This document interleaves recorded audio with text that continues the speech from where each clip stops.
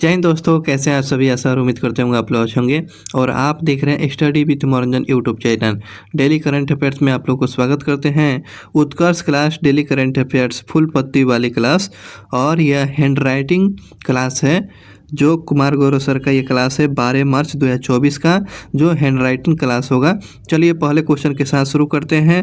पहला क्वेश्चन पूछा गया है कि 3 सेनाओं का त्रिसेवा अभ्यास जो किया गया है, जिसका नाम क्या, भारत शक्ति का शुरुआत कहाँ किया गया है। तो भारत शक्ति का शुरुआत जो किया गया, इस अभ्यास का शुरुआत आपको राजस्थान में किया गया है। ये सही जवाब होगा, भारत शक्ति आपको राजस्थान में किया गया है। और ये 3 सेनाओं का त्रिसेवा अभ्यास भारत शक्ति राजस्थान के पोखरण के जैसलमेर में होने वाला है। और यह एकीकृत त्रिसेवा अभ्यास है, और इसमें स्वदेशी उपकरण, हथियार, खतरा का मुकाबला होने वाला है। प्रचंड, तेजस, नाग, पिनाक, धनुष, ये सारा चीज़ में भाग लेगा। ये सारा हथियार है। और प्रचंड क्या है, सबसे हल्का लड़ाकू है। प्रचंड क्या है, तो ये आपको सबसे हल्का लड़ाकू का नाम क्या है, प्रचंड है, प्रचंड। तेजस क्या है भाई, तो ये आपको सबसे LCA हल्का लड़ाकू विमान भी है। प्रचंड और तेजस भी आपको हल्का लड़ाकू, ये हो गया आपका हल्का लड़ाकू विमान। तेजस हो गया हल्का लड़ाकू विमान। हल्का हेलीकॉप्टर में पूछेगा तो ये प्रचंड हो गया, प्रचंड। नाग की बात करते हैं, दागो और भूल जाओ के नाम से, तो ये एंटी टैंक है। धनुष क्या है भाई, धनुष एक टैंक है। धनुष क्या है, एक टैंक है, ध्यान रखेंगे। आगे क्वेश्चन पर चलते हैं, अगले क्वेश्चन पर कि पिनाक क्या है। पिनाक एक रॉकेट या मिसाइल को लॉन्च करने वाला सिस्टम है। पिनाक क्या है, रॉकेट या मिसाइल को लॉन्च करने वाला सिस्टम है पिनाक। और आकाश क्या है, तो ये सतह से हवा में मार करने वाला है। आकाश क्या है, तो सतह से हवा मार करने वाला सिस्टम है। समर क्या है, समर जो है, समर ये कैसे मारक क्षमता है इसका, तो सरफेस टू एयर। समर जो है इसका मारक क्षमता कैसे है, तो सतह से एयर में इसका मारक क्षमता होती है। अब बात करते हैं ललन टॉप क्वेश्चन में। पहले क्वेश्चन पर देखते हैं, इसमें आइए। अभ्यास है खंजर अभ्यास किन 2 देशों के बीच में, तो भारत और किर्गिस्तान के बीच में खंजर अभ्यास किया जाता है। एक्सायुद्धम आपको भारत और थाईलैंड के बीच में, ठीक है। आगे बढ़ते हैं, काजिन अभ्यास जो है भारत और कजाकिस्तान के बीच में, काजिन अभ्यास पूछेगा तो भारत और कजाकिस्तान के बीच में इसका काजिन का आयोजन किया जाता है।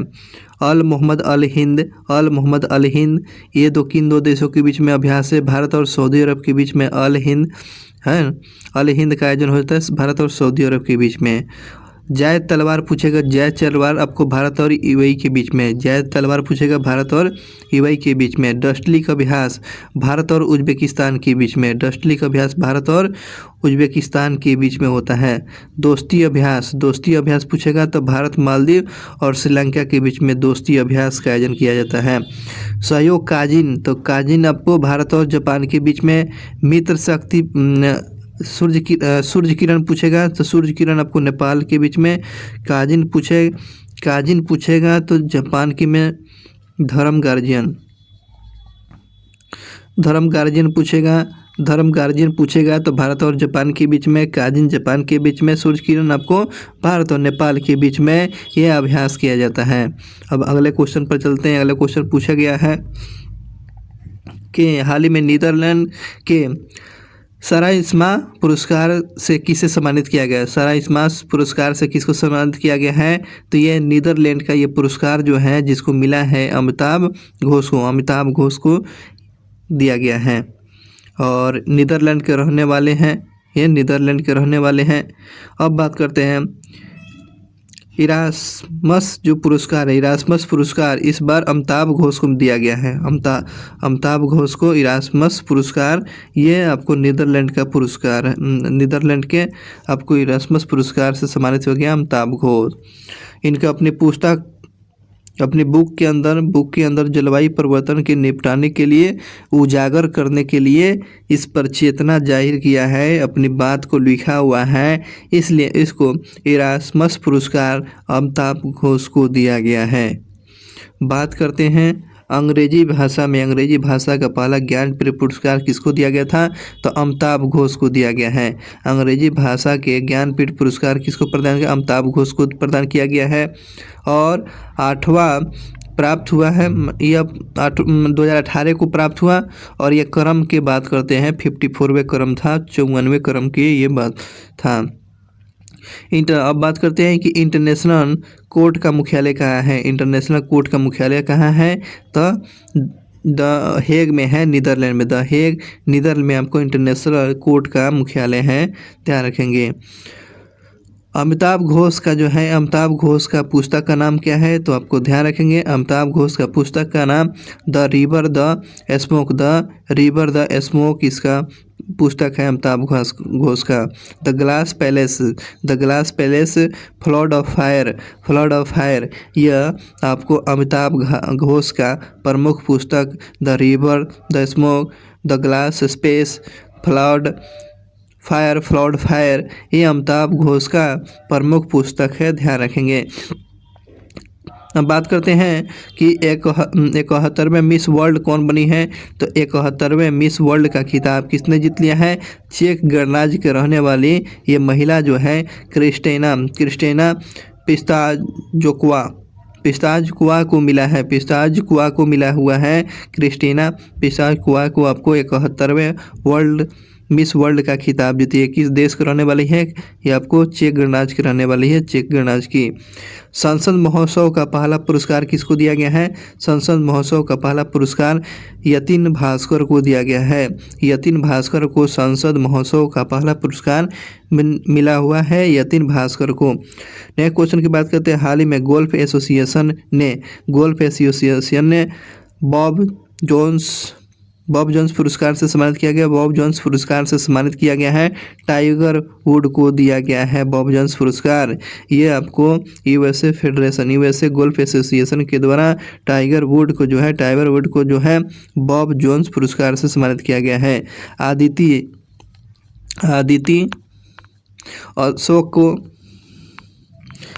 अशोक किस खेल से संबंधित है? तो ये भी आपको गोल्फ खेलती है, ध्यान रखेंगे आदिति अशोक।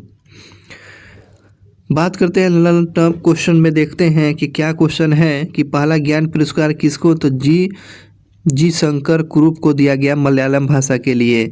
जी शंकर कुरुप को मलयालम भाषा के लिए ज्ञानपीठ पुरस्कार दिया गया। बात करते हैं अगला कि दादा साहब फाल्के अवार्ड किसको दिया गया? तो देविका रानी को दिया गया, देविका रानी को दिया गया। भारत रत्न से सम्मानित किया गया पहले व्यक्ति कौन? तो सीवी रमन को, आपको सर्वपल्ली राधाकृष्णन को और सी राजगोपालाचारी को, यह 3 लोगों को भारत रत्न से सम्मानित किया गया पहली बार, ध्यान रखेंगे। पहले साहित्य के नोबेल पुरस्कार जीतने वाले कौन है? तो रविन्द्रनाथ टैगोर जो है साहित्य का नोबेल पुरस्कार जीतने वाले ये प्रथम एशिया के नागरिक थे। नेक्स्ट क्वेश्चन की बात करते हैं। अगले क्वेश्चन कि हाल ही में किस राज्य में माजुली मुखौटे और पांडुलिपि पेंटिंग को जीआई टैग दिया गया है? ये माजुली मुखौटे और पांडुलिपि का जीआई टैग दिया गया है। ये असम का है। तो ये आपको ध्यान रखेंगे। ब्रह्मपुत्र नदी के ऊपर कौन सा द्वीप है? तो आपको माजुली द्वीप है। ब्रह्मपुत्र के ऊपर कौन सा द्वीप है? तो ये माजुली द्वीप बता है, ठीक है। नेक्स्ट क्वेश्चन की बात करते हैं। वही है मुखौटा और पांडुलिपि पेंटिंग को हाल ही में जीआई टैग दिया गया है। और मुखौटे जो है हैंडक्राफ्ट जो है इसको जीआई टैग दिया गया है। इसकी शुरुआत करने वाले, इस पेंटिंग की शुरुआत करने वाले है ना, तो ये आपको सीमंत शंकर देव के द्वारा शुरू किया गया था। और भारत का नवीन जो शास्त्रीय नृत्य कौन है? तो ये आपको ध्यान रखेंगे। भारत का जो नवीन नृत्य जो है सत्रिया का शुरुआत करने वाला, भारत का नवीन जो है सत्रिया का नृत्य को शुरुआत करने वाला कौन व्यक्ति था? श्रीमंत शंकर देव के द्वारा। सत्रिया ये असम का नृत्य है सत्रिया। देवी देवताओं राक्षस और जानवर पक्षी के मुखौटे हुआ करते हैं, है ना। इसे आपको मुखौटे हैंडक्राफ्ट में बात करते हैं। पांडुलिपि में घरों घरों में बनाई गई स्याही का उपयोग किया जाता है और जिसको जीआई टैग आपको दिया गया है। ध्यान रखेंगे जीआई टैग किसके द्वारा प्रदान किया गया है, तो वाणिज्य और उद्योग मंत्रालय के द्वारा जीआई टैग प्राप्त किया जाता है, जीआई टैग प्रदान किया जाता है। और वाणिज्य और उद्योग मंत्रालय वर्तमान में कौन है, तो पीयूष गोयल जो है, पीयूष गोयल है। आपको वर्तमान में आपको वाणिज्य उद्योग मंत्री कौन है, पीयूष गोयल है। बात करते हैं आपको जीआई टैग की, तो जीआई टैग की शुरुआत आपको 1919 में किया गया था, 1999 में किया गया था। जीआई टैग की शुरुआत आपको 1999 में किया गया था और जीआई टैग को लागू किया गया था आपको 2003 में किया गया था। और पहला जीआई टैग किसको मिला था, तो दार्जिलिंग की चाय को आपको 2004 में मिला हुआ था, दार्जिलिंग की चाय को 2004 में मिला हुआ था। जीआई टैग एक्ट कब आया था, तो 1999 में आया था। और इस प्रकार जीआई टैग को पहला बार भारत का जीआई टैग मिला हुआ था। आपको ध्यान रखेंगे 2004 में दार्जिलिंग की चाय, दार्जिलिंग कहाँ पड़ता है, तो पश्चिम बंगाल में पड़ता है, पश्चिम बंगाल में। अगले क्वेश्चन की बात करते हैं ललन टॉप क्वेश्चन में कि आदिकिर जिंजर जो है को जीआई टैग मिला है आपको अरुणाचल प्रदेश का आदिकिर जिंजर को मिला है, आदि का। बात करते हैं वांचो वर्ल्डन कैफ को जीआई टैग मिला है आपको, अरुणाचल प्रदेश का मिला है। बात करते हैं अगले खामती राइस को मिला है, खामती राइस को अरुणाचल प्रदेश का।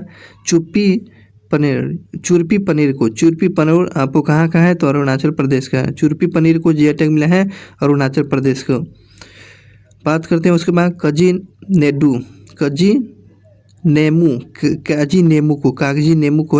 नेमू को है, ये आपको असम का कागजी नेमू को है ना, नेमू को जीआई टैग मिला है, तो असम का। कंधमाल हल्दी जो है, कंधमाल हल्दी उड़ीसा का है, कंधमाल हल्दी, ये कंधमाल हल्दी जो है उड़ीसा का है। और असम का क्लासिकल नृत्य कौन है, सत्रिया है, असम का शास्त्रीय नृत्य कौन है, अगर सत्रिया है। असम का फेमस डांस कौन है, तो बिहू और बगरुम्बा नृत्य पूछेगा तो कहाँ, तो असम का फेमस है। और बिहू तो आप तो जानते ही हैं, आपको बगरुम्बा और असम याद रखेंगे। असम का क्लासिकल नृत्य आपको सत्रिया है, ध्यान रखेंगे। अब असम का फेमस राष्ट्रीय उद्यान कौन कौन है, तो देहिंग पटकाई, काजीरंग और मानस और रंग और डिब्रू साईखोवा जो है ये असम के जो फेमस जो है राष्ट्रीय उद्यान है, इस बात को ध्यान रखेंगे। अम्बुबाची मेला जो विख्यात है मंदिर के लिए यहीं पर है, अम्बुबाची मेला को ध्यान रखेंगे। कामाख्या मंदिर, अम्बुबाची मेला कामाख्या मंदिर यहीं पर होता है, ध्यान रखेंगे।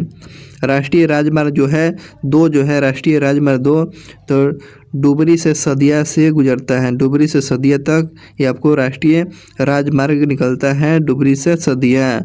तो ये आपको इम्पोर्टेंट क्वेश्चन था। चलते हैं आगे क्वेश्चन पर। अगले क्वेश्चन पर चलते हैं कि हाल ही में केंद्र सरकार ने नागरिकता संशोधन विधेयक जो था, ये आपको नागरिक संशोधन कानून को 2019 किस देश के नागरिकता पर लागू किया जाएगा। जो सीएए जो है, सीएए हो गया, सिटीजनशिप अमेंडमेंट एक्ट बोलते हैं। तो ये जो किन नागरिकों को लागू किया जाएगा, तो आपको अफगानिस्तान, बांग्लादेश और पाकिस्तान के नागरिकों पर लागू किया जाएगा, ध्यान रखेंगे। अब बातें करते हैं, चर्चा के विषय बन चुका है सीएए। आपको इसका मतलब होता है नागरिकता संशोधन अधिनियम, जिसे इंग्लिश में सिटीजनशिप अमेंडमेंट एक्ट बोला जाता है, जो कब आया था, 2019 में आया था, 2019 में। 12 दिसंबर 2019 में राष्ट्रपति रामनाथ कोविंद ने इसे मंजूरी दिया था। 12 दिसंबर 2019 में राष्ट्रपति के द्वारा इसे मंजूर दिया गया था। और इस मंजूरी के बाद 3 देश आपको बांग्लादेश, अफगानिस्तान और पाकिस्तान है ना, उसके बाद बांग्लादेश, अफगानिस्तान, पाकिस्तान 3 तीन को जो अल्पसंख्यक समूह को जो है हिंदू, बौद्ध, जैन, ईसाई, सिख और पारसी को इसमें शामिल किया गया है। कौन कौन अल्पसंख्यक लोग जो है बांग्लादेश में और पाकिस्तान में, अफ़गानिस्तान में जो है अल्पसंख्यक जो लोग हैं उनको शामिल किया गया है। हिंदू, बौद्ध, जैन, ईसाई, सिख और पारसी को इसमें शामिल किया गया, ध्यान रखेंगे। और इसके अंदर भारत के अंदर नागरिकता मिल जाएगी। भारत के अंदर इनसे लोग जो आएंगे उनको नागरिकता मिल जाएगी, जो बांग्लादेश, अफगानिस्तान, पाकिस्तान, इसमें मुस्लिम को शामिल नहीं किया गया है, ध्यान रखेंगे इस बात को। नए क्वेश्चन की बात करते हैं। 31 दिसंबर 2014 से पहले भारत में आने वाले को नागरिकता मिलने वाला है। 31 दिसंबर 2014 के पहले जो भारत आए हुए हैं उनको नागरिकता मिलेगा। 11 मार्च को इसे अधिसूचित करने वाले गृह मंत्री जो थे, गृह मंत्रालय के द्वारा किया गया था। 11 मार्च को इसे अधिसूचित कर दिया गया है। 11 मार्च को चर्चा में बन चुका है। नागरिकता संशोधन अधिनियम एक्ट कब हुआ था पारित? तो आपको 1955 में नागरिकता संशोधन अधिनियम कब? तो 1955 में। और CAA इसी के अंतर्गत में लाया गया है ना। नागरिकता संशोधन अधिनियम जो है लाया गया है, जो अधिनियम 1955 के तहत है, एक्ट के तहत। नए क्वेश्चन की बात करते हैं ललन टॉप क्वेश्चन में कि चलिए देखते हैं कि नारी शक्ति बंधन एक्ट जो था कौन सा? तो आपको 106वें एक्ट के तहत है नारी शक्ति बंधन एक्ट लाया गया था। और बिल की बात करते हैं, नारी शक्ति बिल कौन था? तो 128वां बिल था, 128वां। और बात करते हैं इसमें कि 104वें अमेंडमेंट के द्वारा, 104वें अमेंडमेंट के द्वारा क्या किया गया? एंग्लो इंडियन से संबंधित है, एंग्लो इंडियन को जो है ख़त्म कर दिया गया है। कौन से संविधान संशोधन के द्वारा? 104वें अमेंडमेंट के द्वारा। 89वें संविधान संशोधन के द्वारा जो है आर्टिकल 338, उसके बाद NCST राष्ट्रीय अनुसूचित जाति आयोग बनाने के लिए आपको कौन सा आर्टिकल? तो आपको आर्टिकल 338 के ए आता है। अनुसूचित जाति और अनुसूचित जनजाति के लिए, अनुसूचित जनजाति के लिए आपको 338 के, और अनुसूचित जाति के लिए 338 जो है 89वें अमेंडमेंट के द्वारा बनाया गया था। 91वें संविधान संशोधन जो है, 91वें संविधान संशोधन में क्या बात किया गया था? तो 91वें संविधान संशोधन में जो है मंत्रिपरिषद में 15% से ज़्यादा मंत्री नहीं बनाए जा सकते हैं। 2003 में इसको लाया गया था। 91वें संविधान संशोधन किस लिए इम्पोर्टेंट है? मंत्रिपरिषद में 15% को मंत्री नहीं बना सकते हैं, 15% से ज़्यादा नहीं। और ये जो है 2003 में आया था, 2003 में आया हुआ था। आगे बात करते हैं, अगला क्वेश्चन पर चलते हैं। अगला क्वेश्चन पूछा गया है, हाल में इंडिया वाई द क्रीक जो है महोत्सव का आयोजन कहाँ किया गया है? इंडिया वाई द क्रीक का आयोजन आपको UAE में किया गया है। इंडिया वाई द क्रीक महोत्सव का आयोजन कहाँ किया गया है? UAE में किया गया है, UAE में किया गया है। इंडिया वाई द क्रीक का आयोजन किया गया है। बात करते हैं संयुक्त राज्य अमीरात में एक स्थान जो है द क्रीक है। द क्रीक जो जगह है संयुक्त राज्य अमेरिका में जगह जो है इसी जगह पर है ना इंडिया बाय द क्रीक का महोत्सव का आयोजन आपको UAE में किया गया है। UAE के अल शिफ पार्क में होने वाला इसमें इंडिया डांस, इंडिया म्यूजिक चलाया गया, ठीक है ना। ये जो है किस लिए महोत्सव की शुरुआत किया गया है, उसका उद्देश्य क्या है? यह उत्सव दोनों देशों जैसे भारत और संयुक्त राज्य अमेरिका के बीच में महत्वपूर्ण सांस्कृतिक संबंधों को मजबूत बनाने के लिए इंडिया बाय द क्रीक का महोत्सव का आयोजन किया गया है। तुर्की की राजधानी क्या है? तुर्की की राजधानी अंकारा है। तुर्की की राजधानी अंकारा है। और तुर्की की मुद्रा क्या है? तो लीरा है। तुर्की का मुद्रा पूछेगा, लीरा है, ध्यान रखेंगे। बात करते हैं आगे। तुर्की में ही वान झील है। तुर्की में ही कौन सा वान झील है? वान झील पूछेगा। वान झील आपको तुर्की में जो सबसे ज़्यादा लौड़ता वाला झील मानी जाती है। और एशिया माइनर कहाँ है? तो आपको एशिया माइनर कहाँ पड़ता है? तो अनातोलिया के पठार, अनातोलिया के पठार को है ना एशिया माइनर कहा जाता है, अनातोलिया का पठार। अंकारा किसकी राजधानी है? तो घाना की राजधानी है। और इराक की राजधानी है किसका? तो बगदाद। इराक की राजधानी बगदाद है और ईरान की राजधानी कहाँ? तेहरान है ना। इराक की राजधानी तेहरान इसकी राजधानी है। बात करते हैं आगे संयुक्त राज्य अमीरात की सऊदी अरब की राजधानी क्या है? सऊदी अरब की राजधानी रियाद है। सऊदी अरब की राजधानी क्या है? आपको रियाद है, ध्यान रखेंगे। नेक्स्ट क्वेश्चन पर चलते हैं। अल नफूद या अल नफूद रूब अल खाली मरुस्थल कहाँ पड़ता है? तो ये आपको सऊदी अरब में। अल नफूद या नफूद अल अली खाली मरुस्थल कहाँ पड़ता है? तो आपको सऊदी अरब में पड़ता है, सऊदी अरब में। ओमान की राजधानी मस्कट। ओमान की राजधानी मस्कट। यमन की राजधानी साना। यमन की राजधानी कहाँ है? साना है, साना। सुएज नहर जो है भूमध्य सागर और लाल सागर को जोड़ता है। सुएज नहर किसको जोड़ता है? भूमध्य सागर और लाल सागर को जोड़ता है। और अल मांडव जल डमरू मध्य कहाँ है? बाब अल मांडेव जल डमरू जो है कहाँ पड़ता है? तो ध्यान रखेंगे लाल सागर और आदन की खाड़ी को जोड़ता है। कौन सा जल डमरू मध्य? बाब अल मांडेव जल डमरू जोड़ता है लाल सागर और आदन की खाड़ी को जोड़ता है। हरमुज जल संधि जो है फारस की खाड़ी और ओमान की खाड़ी के बीच में है। फारस की खाड़ी और ओमान के बीच के में आपको खाड़ी जो कौन है? हरमुज जल संधि है, हरमुज जल संधि। बात करते हैं कोप 28 का आयोजन आपको यूएई में किया गया। कोप 28 का आयोजन आपको कहाँ किया गया? यूएई में किया गया। कोप 1 का जो आयोजन किया गया था, कोप 1 का 1995 बर्लिन जर्मनी में किया गया था। कोप 1 का पहली बार आयोजन किया गया था 1995 में जर्मनी बर्लिन में किया गया था। वर्ल्ड गवर्नमेंट समिट कहाँ किया गया? वर्ल्ड गवर्नमेंट समिट पूछेगा तो दुबई यूएई में आयोजित किया गया है। वर्ल्ड गवर्नमेंट समिट पूछेगा कहाँ पर, किस देश में? तो यूएई में किया गया है, दुबई में। ध्यान रखेंगे इस बात का। कोप 28 पूछेगा यूएई में, याद रखेंगे, ठीक है। आईसीसी के मुख्यालय कहाँ है? आईसीसी के मुख्यालय यहीं आपको दुबई में है। आईसीसी के मुख्यालय कहाँ है? दुबई में ही है।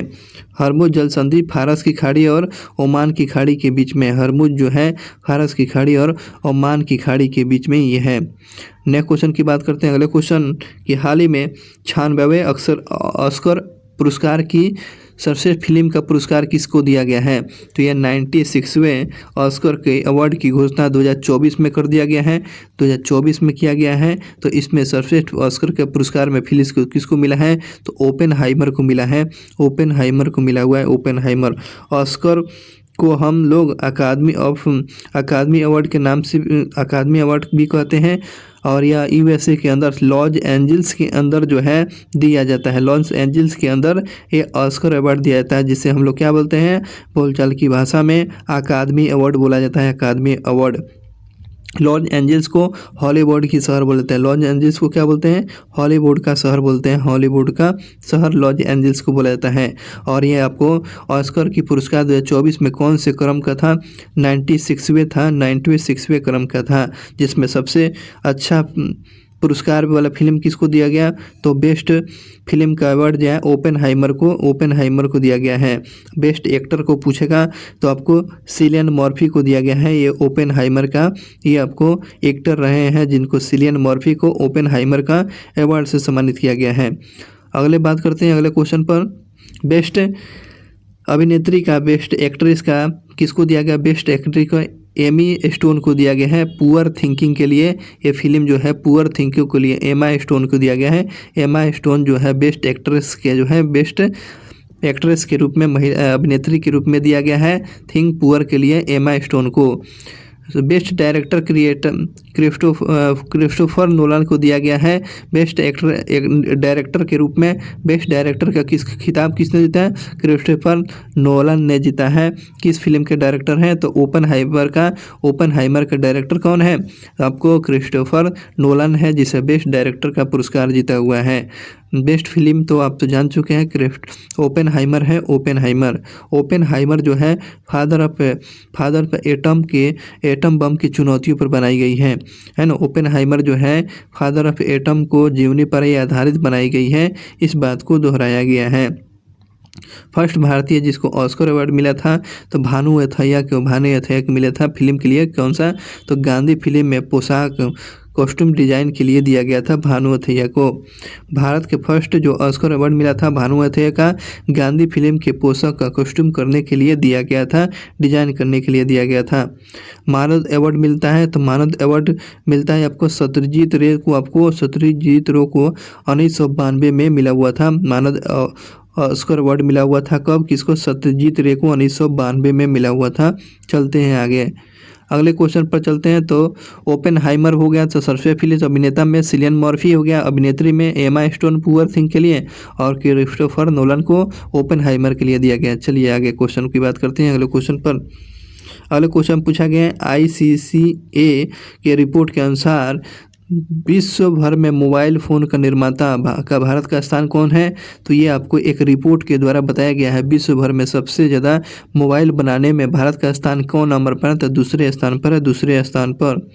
दूसरे स्थान पर भारत जो है मोबाइल बनाने में मैन्युफैक्चरिंग के निर्माण में, और पहले स्थान पर चीन है, दूसरे स्थान पर भारत है। ठीक है ना। एक्सपोर्ट करने में पहला स्थान कौन है, एक्सपोर्ट करने में कौन सा देश है, तो आपको चीन है। जबकि दूसरा जो है एक्सपोर्ट करने में आपको वियतनाम है ना। बनाने के मामले में कौन है, बनाने के मामले एक्सपोर्ट करने में चीन, दूसरे स्थान पर वियतनाम, और तीसरे स्थान पर अपना भारत आता है। लेकिन मैन्युफैक्चरिंग में भारत का स्थान दूसरे है, और एक्सपोर्ट करने में पहला चीन हो गया, अब वियतनाम दूसरे स्थान पर है, तीसरे स्थान पर अपना प्यारा भारत है। नेक्स्ट क्वेश्चन की बात करते हैं। अगले क्वेश्चन देखते हैं क्या पूछा गया है कि भ्रष्टाचार धारण सूचकांक, भ्रष्टाचार धारक सूचकांक कौन जारी करता है, ट्रांसपेरेंसी इंटरनेशनल जारी करता है, ट्रांसपेरेंसी इंटरनेशनल जारी करता है। और भ्रष्टाचार सूचकांक में भारत की रैंकिंग 93 है, 93वें स्थान पर भ्रष्टाचार सूचकांक में भारत का स्थान है। जो इसको कौन सा संस्था जारी करता है, ट्रांसपेरेंसी इंटरनेशनल जारी करता है, ट्रांसपेरेंसी इंटरनेशनल जारी करता है। और वहीं जो है पर्यावरण प्रदर्शन सूचकांक में चौथे स्थान पर है। और जेंडर गैप में आपको ध्यान रखेंगे 127वें स्थान पर है, 127वें स्थान पर जेंडर गैप में है। वर्ल्ड इकोनॉमिक फोरम के द्वारा जेंडर गैप इसको निकाला जाता है। तो जेंडर गैप किसके द्वारा, तो वर्ल्ड इकोनॉमिक फोरम के द्वारा जारी किया जाता है। और जेंडर गैप में भारत का रैंकिंग 127वें स्थान है। वही प्रेस फ्रीडम में 161वें स्थान पर है, 161वें स्थान पर फ्रीडम इंडेक्स में भारत का रैंकिंग है। और वही भूखमरी में हंगर इंडेक्स में भारत का रैंकिंग 111वें नंबर पर है, 111वें नंबर पर आपको भूखमरी में है। और शेयर मार्केट में भारत का स्थान जो है चौथे नंबर पर है, शेयर मार्केट में भारत का स्थान चौथे नंबर पर है। नेक्स्ट क्वेश्चन की बात करते हैं। हाल में सात्विक और चिराग शेट्टी की जोड़ी ने वह 2024 में पहला युगल का खिताब जीता है। तो आपको सात्विक साईराज और चिराग शेट्टी की जोड़ी ने 2024 में कौन सा युगल खिताब जीता है, तो फ्रेंच ओपन का खिताब जीता है, फ्रेंच ओपन का खिताब जीत लिया है। सात्विक और चिराग शेट्टी की जोड़ी ने आपको फ्रेंच ओपन का खिताब जीता है। फ्रेंच ओपन बैडमिंटन से संबंधित है। फ्रेंच ओपन बैडमिंटन टूर्नामेंट से पेरिस फ्रांस में आयोजित हुआ है। और फ्रेंच ओपन का पहला मैच जो है भारत और ताइवान के बीच में हुआ था, जिसमें भारत ने अपनी जीत हासिल कर ली है। विजेता आपको सात्विक चिराग शेट्टी की जोड़ी ने अपना दूसरा फ्रेंच का खिताब जीत लिया है। कोरिया ओपन आपको इंडोनेशिया ओपन, स्विस ओपन 2023 में सात्विक और चिराग की जोड़ी ने जीत चुके हुए हैं। कोरिया, इंडोनेशिया और स्विस का खिताब 2023 में इन जोड़ी ने जीत लिया, सात्विक और चिराग की जोड़ी ने जीत लिया हुआ है। बात करते हैं बैडमिंटन के महत्वपूर्ण कप में। बैडमिंटन के महत्वपूर्ण टूर्नामेंट कौन कौन सा है, तो आपको उबेर कप आपको बैडमिंटन से है, और थॉमस कप आपको बैडमिंटन से है। ध्यान रखेंगे उबेर कप और थॉमस कप बैडमिंटन से। और मेजर ध्यानचंद खेल रत्न पुरस्कार 2023 किसको दिया गया है, तो आपको सात्विक और चिराग शेट्टी को 2023 में मेजर ध्यानचंद खेल रत्न से सम्मानित किया गया है। ध्यान रखेंगे। आगे क्वेश्चन पर चलते हैं। पहली बार मेजर ध्यानचंद खेल रत्न पुरस्कार किसको दिया गया था, तो शतरंज के प्लेयर जो थे विश्वनाथ आनंद को जो है पहली बार मेजर ध्यानचंद खेल रत्न से सम्मानित किया गया था, विश्वनाथ आनंद को। मेजर ध्यानचंद खेल रत्न पुरस्कार पहले किस नाम से जाना जाता था? तो राजीव गांधी के नाम से जाना जाता था। और इसकी इनाम की राशि पूछेगा, इसका इनाम की राशि कितना है? तो 25 लाख रुपया दिया जाता है। मेजर ध्यानचंद खेल रत्न में कितने रुपये देते हैं? 25 लाख। पहले यह राजीव गांधी के नाम से जानता है, अब मेजर ध्यानचंद खेल रत्न कर दिया गया है। इस बात को ध्यान रखेंगे। अगले क्वेश्चन पर चलते हैं कि दिव्य कीर्ति सिंह जो राजस्थान के रहने वाली घुड़सवारी करने वाली घुड़सवारी से संबंधित है। तो दिव्य कीर्ति सिंह कौन सा गेम से जुड़ी हुई है? तो ये महिला घुड़सवारी से जुड़ी हुई है। और दिव्य कीर्ति सिंह को जो है, दिव्य कीर्ति सिंह को अर्जुन अवार्ड से सम्मानित किया गया है। ठीक है ना, जो घुड़सवारी करती है, जो राजस्थान के रहने वाली है।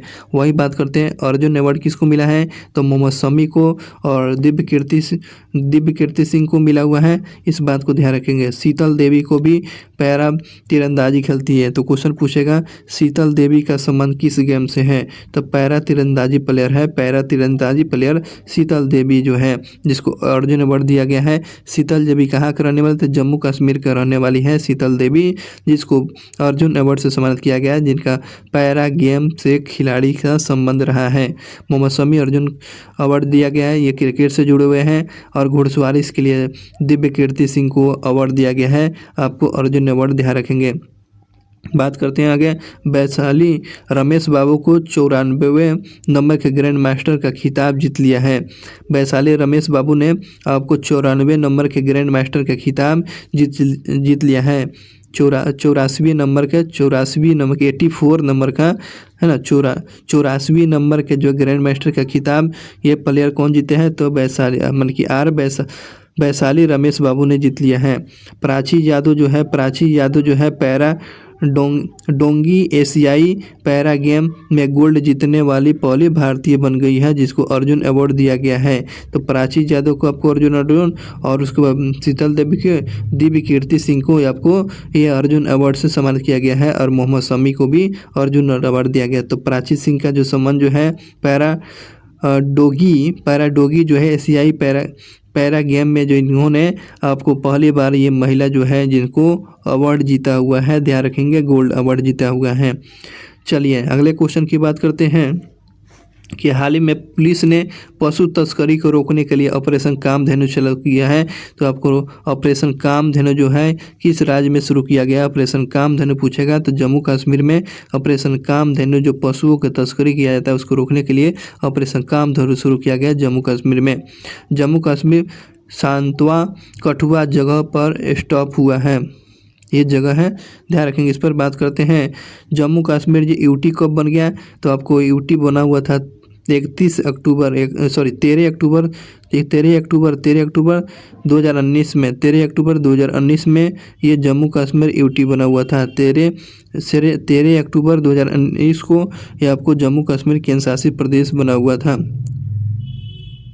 13 अक्टूबर को नहीं यार, ये गलती है, 31 अक्टूबर को सरदार पटेल के जयंती के उपलक्ष्य में 31 अक्टूबर होगा, 13 अक्टूबर नहीं होगा। बात करते हैं ललन टॉप क्वेश्चन में।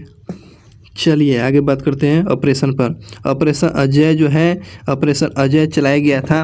तो आपको ऑपरेशन अजय चलाया गया था इजराइल में फंसे हुए भारतीय को लाने के लिए। कौन सा ऑपरेशन चलाया गया था? ऑपरेशन अजय चलाया गया था। ऑपरेशन अजय पूछेगा तो इजराइल में ऑपरेशन अजय इजराइल। ऑपरेशन दोस्त पूछेगा तो तुर्की में और सीरिया में चलाया गया था। ऑपरेशन दोस्त और तुर्की और सीरिया में चलाया गया था। तुर्की में और सीरिया में ऑपरेशन दोस्त चलाया गया था। बात करते हैं आगे ऑपरेशन करुणा। ऑपरेशन करुणा आपको म्यांमार में चलाया गया था। ऑपरेशन करुणा म्यांमार में चलाया गया था। ऑपरेशन करुणा म्यांमार में चलाया गया था। ऑपरेशन कावेरी पूछेगा सूडान में। ऑपरेशन कावेरी सूडान में चलाया गया था। ऑपरेशन करुणा म्यांमार में चलाया गया था, ध्यान रखेंगे। ऑपरेशन कोटेक्स जो है मालदीव में चलाया गया। ऑपरेशन कोटेक्स मालदीव में चलाया गया था। ऑपरेशन पवन आपको श्रीलंका में चलाया गया था, ध्यान रखेंगे। ऑपरेशन त्रिशूल जो है ये पाकिस्तान कराची में 4 दिसंबर 1971 में ऑपरेशन त्रिशूल चलाया गया था। पाकिस्तान की कराची में 1971 में चलाया गया था त्रिशूल। और ऑपरेशन पोलो जो है 1948 में हैदराबाद को भारत में विलय करने के लिए चलाया गया था ऑपरेशन पोलो। ऑपरेशन गंगा चलाया गया था, ये यूक्रेन में फंसे भारतीयों को लाने के लिए ऑपरेशन गंगा चलाया गया था, ध्यान रखेंगे। वहीं बात करते हैं ऑपरेशन देवी शक्ति जो अफगानिस्तान में चलाया गया था, है ना। ऑपरेशन देवी शक्ति पूछेगा, ऑपरेशन देवी शक्ति तो ध्यान रखेंगे कौन सा, तो अफगानिस्तान में चलाया गया था। चलिए एक बार और पढ़ते हैं। ऑपरेशन अजय पूछेगा तो इजराइल में फंसे भारतीयों को लाने के लिए। ऑपरेशन दोस्त आपको तुर्की और सीरिया में चलाया गया था। ऑपरेशन करुणा आपको म्यांमार में, ऑपरेशन करुणा म्यांमार में। ऑपरेशन कावेरी आपको सूडान में, ऑपरेशन कावेरी सूडान में। ऑपरेशन कोटेक्स मालदीव में, ऑपरेशन कोटेक्स पूछेगा मालदीव में। ऑपरेशन पवन आपको श्रीलंका में, ऑपरेशन पवन श्रीलंका में। ऑपरेशन त्रिशूल पाकिस्तान कराची में 4 दिसंबर 1971 में। ऑपरेशन पोलो 1948 में हैदराबाद को भारत में विलय करने के लिए ऑपरेशन पोलो चलाया गया था। और यूक्रेन में फंसे भारतीयों को लाने के लिए ऑपरेशन गंगा चलाया गया था। और ऑपरेशन देवी शक्ति अफगानिस्तान में चलाया गया था, इस बात को ध्यान रखेंगे। अगले क्वेश्चन की बात करते हैं। हाल ही में भारतीय पैरा ओलंपिक समिति का अध्यक्ष किसको चुना गया है, तो पैरा ओलंपिक संघ के अध्यक्ष किसके रूप में किसको चुना गया है, तो देवेंद्र झझरिया को पैरा ओलंपिक समिति का अध्यक्ष चुन लिया गया है। पैरा ओलंपिक समिति के अध्यक्ष किसको, देवेंद्र झझरिया को चुन लिया गया है। और दीपा मलिक का स्थान जो ले लिया है, पहले जो दीपा मलिक जो थी अब उसके स्थान पर अब देवेंद्र झझरिया अब अध्यक्ष रहेंगे। वर्ष 2024 में एथेंस पैरा ओलंपिक गोवा में गोल्ड जीता हुआ था। वह 2004 में एथेंस पैरा ओलंपिक गोवा में इन्होंने गोल्ड मेडल जीता हुआ था। 2016 में रियो ओलंपिक में इन्होंने गोल्ड मेडल जीता हुआ था। और देवेंद्र झझरिया का सम्मान जो है क्या भाला फेंक से है, भाला फेंक जो खेलते हैं। नीरज चोपड़ा भी और भाला फेंक, और आपको देवेंद्र झझरिया भी भाला फेंक। पद्म विभूषण पाने वाला एकमात्र दिव्यांग खिलाड़ी कौन है, तो ये आपको देवेंद्र झझरिया जो है पद्म भूषण से सम्मानित किया गया। पद्म विभूषण से सम्मानित होने वाले पहले दिव्यांग प्लेयर कौन है, तो आपको देवेंद्र झझरिया। सर्वोच्च खेल रत्न पुरस्कार पाने वाले पहले दिव्यांग कौन है, तो आपको देवेंद्र झझरिया जो है, देवेंद्र झझरिया जिसको पद्म भूषण अवार्ड मिला है और सर्वोच्च खेल रत्न से प्राप्त होने वाला ये प्रथम दिव्यांग व्यक्ति जो है, ध्यान रखेंगे, जिन्होंने 2004 में एथेंस में गोवा में इसने गोल्ड मेडल जीता और 2016 के रियो ओलंपिक में उन्होंने गोल्ड मेडल जीता। इनका संबंध भाला फेंक से है। अब जो है पैरा समिति के अध्यक्ष बने गए हैं देवेंद्र झझरिया। चलिए आगे क्वेश्चन की बात करते हैं। अगले क्वेश्चन, पीटी उषा जो भारतीय ओलंपिक समिति के महिला हेड हैं, तो पीटी उषा जो ओलंपिक समिति की पहली महिला हेड बनी हुई हैं। अमित शाह जो है एसीसी के हेड बने हैं, आपको ध्यान रखेंगे। एसीसी के हेड कौन है, ये अमित शाह नहीं, अमित शाह का बेटा जो है जय शाह जो है एसीसी के वर्तमान में हेड है। रोजर बिन्नी जो है आपको बीसीसीआई के हेड है। हेड है। द्रविड़ जो है राहुल द्रविड़ मेन क्रिकेट के कोच है। मेंस क्रिकेट का कोच कौन है, राहुल द्रविड़ जो है मेंस क्रिकेट के कोच है, ध्यान रखेंगे। ग्रेग वार्कले जो है आईसीसी के हेड है। और आईओसी के हेड कौन है, तो थॉमस वाक जो है आईओसी के हेड कौन है, थॉमस वाक है। और इस प्रकार से ये current affairs Kumar Gaurav sir का एंड हुआ। Thank you watching for video अच्छा लगा होगा तो अपने दोस्तों के साथ शेयर करें। थैंक यू सो मच और मिलते हैं। अगर वीडियो आपको अच्छा लगेगा तो कमेंट करके बताएंगे। दूसरी बात ये है कि आपको ये लिखित में कैसा लगा, ठीक है ना। अगर लिखित में ये वीडियो देखना चाहते हैं प्रतिदिन तो आप लोग का एक सहयोग होना बहुत ही ज़रूरी है, तब ये सीरीज हम लोग शुरू करेंगे।